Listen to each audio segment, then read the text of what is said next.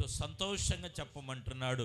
ఒక సేవకుడుగా నాతో ప్రియులారా, మీరు మీ కార్యాలు దేవుని దృష్టిలోనికి వెళ్ళబోతూ ఉన్నదండి. ప్రైజలా, ఆయన తూకం వేయబోతున్నాడు. స్తోత్ర. ఆయన ఉనికిడి, ఆయన దృష్టిలో మనము మన నివాసాలు నిలబడునుగాక. ప్రియులారా, ఆయన గొప్ప కార్యాలతో ఆయన మన విషయంలో ఆలోచిస్తాడు. మన పిల్లల విషయంలోనే ఆలోచిస్తాం కదా. మన పిల్లలు ఎలాగైనా ఉండని ముద్దాడతాం, వాళ్ళు ఎలాగైనా ఉండని ఉన్నా కదా. వాళ్ళు అలాగైపోవాలి, ఇలా ఆఫీసర్లు అవ్వాలి, ఇలా నాయకులు అవ్వాలి. మన సంఘంలో వాగ్దానం ఉంది. ఇంకో 10 ఏళ్ళ వరకు ఈ వాగ్దానం అలాగే ఉండేది, గుర్తుపెట్టుకోండి. ఒకవేళ నేను వెళ్ళిపోయినా ఈ వాగ్దానం మాత్రం ఉంటుంది, గుర్తుపెట్టుకోండి. మీ పిల్లలకి ఖచ్చితంగా వాగ్దానం ఉంది. స్తోత్ర.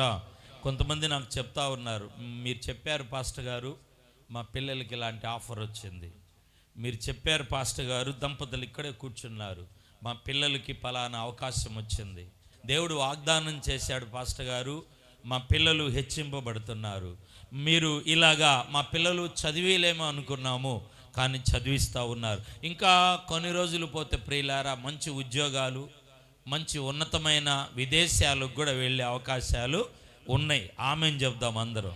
స్తోత్రాలు గట్టిగా చెల్లిద్దాం. మనం దేవుని దృష్టికి కృప పొందిన వారము. వాక్యంలో ఏమున్నదంటే, తృణీకరింపబడిన రాయి తలకి ఏమవుతుందండి? అది ఒక మూలరాయి అవుతుంది. ప్రజల యాకోబుకి తలగడగా మూలరాయి వచ్చింది కాబట్టి యాకోబు ఏమయ్యాడంటే హెచ్చింపబడ్డాడు. స్తోత్రం గట్టిగా చెల్లిద్దాం. ఒకసారి తలలు పైకెత్తి, మన కుడి చేయి పైకెత్తి కళ్ళు మూసుకుందాం. ప్రభువాని సేవకుడు బోధిస్తున్నాడు కదా, నోవహు మీ దృష్టికి కృప పొందిన వాడు ఆయన. చెప్పండి, ఇదిగో నా దృష్టిలో నేను వెనకబడ్డాను, నా బిడ్డలు వెనకబడ్డారు, ఇదిగో నా కుటుంబం వెనకబడింది, నా ఇంటిలో దర్శనాలు, వాగ్దానాలు ఉన్నాయి, అవి నెరవేర్చబడాలయ్యా, అవన్నీ నెరవేర్చబడాలి, విడుదల కలగాలని. ప్రియులారా, మీరున్న స్థలములు అలాగే చేతులెత్తి దేవుణ్ణి అడగండి. ఏ అర్హత లేకుండా ఉన్నారో దాన్ని మీ మనసులోకి తెచ్చుకోనండి. అప్పును తెచ్చుకోనండి, బలహీనతను తెచ్చుకోనండి, అలజడిని తెచ్చుకోనండి, నెమ్మది లేని పరిస్థితిని తెచ్చుకోనండి. ఇదిగో అంగవైకల్యంగా, అజ్ఞానంగా ఉన్న నీ బిడ్డలను, స్థితిగతులను తెచ్చుకోనండి. యేసు నామములో దేవుడు తన మహాకృపను అనుగ్రహించునుగాక. చప్పట్లు గట్టిగా కొడుతూ దేవుని మహింపరుద్దా. మనం దేవుని దృష్టికి కృప పొందిన వారము. ప్రైజ్లా. దేవుని దృష్టిలో మనం ఉన్నాము అంటానికి, దేవుని సన్నిధిలో మనము కృప పొంది ఉన్నాం. స్తోత్ర. మనం ఏమై ఉన్నాం చెప్పండి? మనం దేవుని దృష్టిలో ఉన్నాం.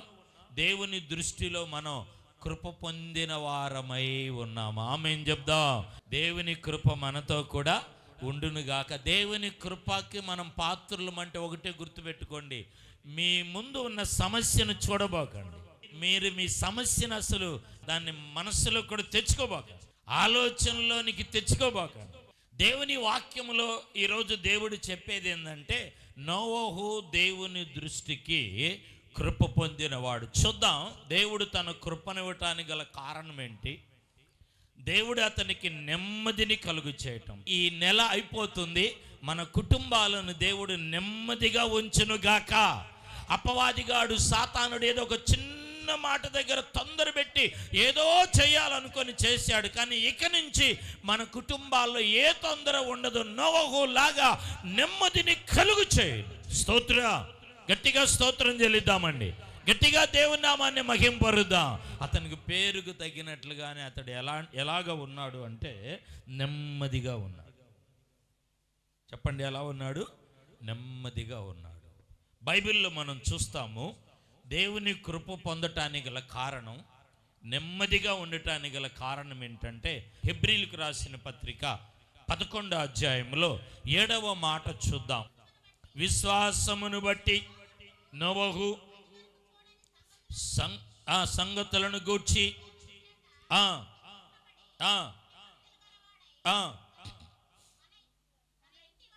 భయభక్తులు గలవాడై తన ఇంటి వారి రక్షణ కొరకు ఒక ఓడను సిద్ధము చేసింది. అక్కడ చాలా విషయాలు ఉన్నాయి.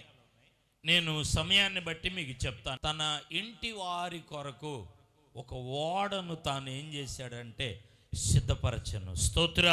తనలో ఉన్న గుడ్ అంటే మంచి క్వాలిఫికేషన్, మంచి క్రియ, మంచి జీవితం ఏంటంటే బైబిల్లో మనం చూసినప్పుడు తన ఇంటి వారి కొరకు రక్షణ అనే ఓడను సిద్ధం చేసుకున్నారు. Praise the lord. స్తోత్రం. హల్లెలూయా. బైబిల్లో మనం చూస్తున్నాం, దేవుని వాక్యములో అతడు రక్షణ పొందినవాడు, రక్షింపబడినవాడు. ఏమైన వాడు చెప్పండి అమ్మా? రక్షణ పొందినవాడు. మన కుటుంబాలు రక్షింపబడాలి, రక్షణ పొందాలి. రక్షింపబడటము, రక్షణ పొందటం అంటే అర్థం ఏంటంటే మనలో మార్పు రావాలి. నోవహులో మార్పు వచ్చింది, నోవహు కుటుంబంలో మార్పు వచ్చింది. 3 కుమారులు, కోడళ్ళు, 8 మంది. ఎంతమంది చెప్పండి? 8 మంది. దేవుని వాక్యములో మనం చూస్తున్నాం, బైబిల్ గ్రంథములో ప్రియులారా, నోవహు పేరుకు తగినట్లుగా జీవించాడు. అతనిలో ఉన్న మొదటి యొక్క అర్హత ఏమిటంటే అతడు, అతని ఇంటి వారు ఏమయ్యారంటే రక్షణ పొందారు. అంటే మార్పు రావాలి. నీలో మార్పు వచ్చిందా?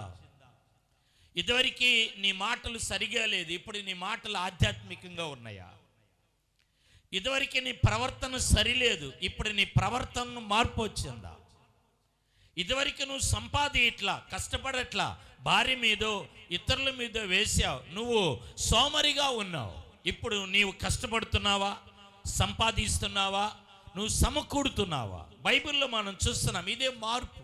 భక్తిలో వచ్చాము, మందిరానికి వచ్చాము, పరిచర్య చేస్తున్నాము, దేవుణ్ణి మనము వెంబడిస్తున్నామంటే మనలో ఏమి రావాలంటే మార్పు రావాలి, మార్పు కలిగి ఉండాలి.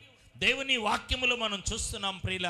కొంతమంది స్త్రీలు మారు మనసు పొంది బాప్తీసం తీసుకొని సంఘంలో పరిచర్య చేసి కింద మీద పడి అందజేస్తారు, కానీ కుదుటుగా ఉండరు, వారి క్రియలు బాగుండవు. ఏమీ లేకుండా, భర్తలకి మార్పు లేకుండా ఇళ్ళ దగ్గర ఉంటారు. వాళ్ళు ఎంత కుదుటుగా ఉంటారు. సేవకుడు అంటే భయం, పాస్టర్ గారు అంటే భయం, మందిరం అంటే భయం, ఎట్టబడితే అట్ట వెళ్ళకూడదని ఎంత క్రమంగా ఉంటారు. నేను అంటాను, ఇతడు తన ఇంటి వారి కొరకు, రక్షణ కొరకు అతడు ఏం చేశాడంటే ఒక ఓడను సిద్ధం చేసుకున్నాడు. స్తోత్ర. ప్రియులారా, మనము రక్షణ పొందాలి, మార్పు చెందాలి. ఏబు నీతిపరుడు, నిందారహితుడు, దేవుని యందు. ఏబు ఇంటి చుట్టూ ఎవరు కంచి వేశారు చెప్పండి? ఎవరు కంచి వేశారు? మాట్లాడాలి. ఎవరు కంచి వేశారు? ఇప్పుడు నోవహు విషయం ఒకటి చూడండి. బైబిల్లో ఆదికాండములోనే ప్రియులారా 7:16 గట్టిగా చదవమ్మా. ప్రవేశించివన్నీయు దేవుడు తనకి ఆజ్ఞాపించిన ప్రకారము సమస్త శరీరులను మగదియు ఆడదియు ప్రవేశించును. అప్పుడు యెహోవా ఓడలో అతని మూసివేశాడు. స్తోత్ర. గట్టిగా స్తోత్రం చెల్లిద్దాం. అన్ని ఓడలోకి వెళ్ళిపోయిన తర్వాత నేను అనుకుంటాను, ఎవరైనా చిన్నాన్న బిడ్డో పెదనాన్న బిడ్డో అన్నలో ఎవరో వచ్చి తలుపు కొడితే నోవహు మానవుడు కదా, మనిషి కరిగిపోయి తలుపు తీసి రండి లోపలికి అంటాడేమో. ఇంకా వాళ్ళకి అవకాశం లేదు అక్కడ. ఈ 40 రోజులు ఆకాశపు తూములు, ఆకాశపు వాక్యలేని ప్రచండమైన వర్షం, ప్రచండమైన భారీ ప్రియులారా ప్రవాహములో ఎక్కడ లూజ్ అయ్యి కొట్టుకుపోద్ది అని దేవుడే అక్కడికి వచ్చి మొత్తం అయిన తర్వాత నేను అనుకుంటాను అతడే మూసివేసిను, సీలు వేసిను అంటే దేవుడు మొత్తాన్ని వచ్చి పరీక్ష చేశాడు. ఆ ఓడ ఎలా ఉంది, గట్టిగా ఉందా లేదా, గొళ్ళాలు ఎలా ఉన్నాయి, తాళం ఎలా ఉన్నది, ఒకవేళ ఊడిపోయిద్దేమోనని జాగ్రత్తగా చూసి అతడు సీల్ వేసి వెళ్ళాడు. నేనంటాను, రక్షణ పొందితే, మార్పు చెందితే దేవుడు తన కాపుదల మనకిస్తాడు. ఈరోజు నీ కాపుదల లేదు, నీకు ప్రియులారా నీ కుటుంబంలో ₹1 నిలబడటం లేదు, నీ జీవితంలో అంతా కూడా చిందరబందర అవుతుండే. కారణం ఏంటంటే నీవు రక్షణ పొందాలి. రక్షణ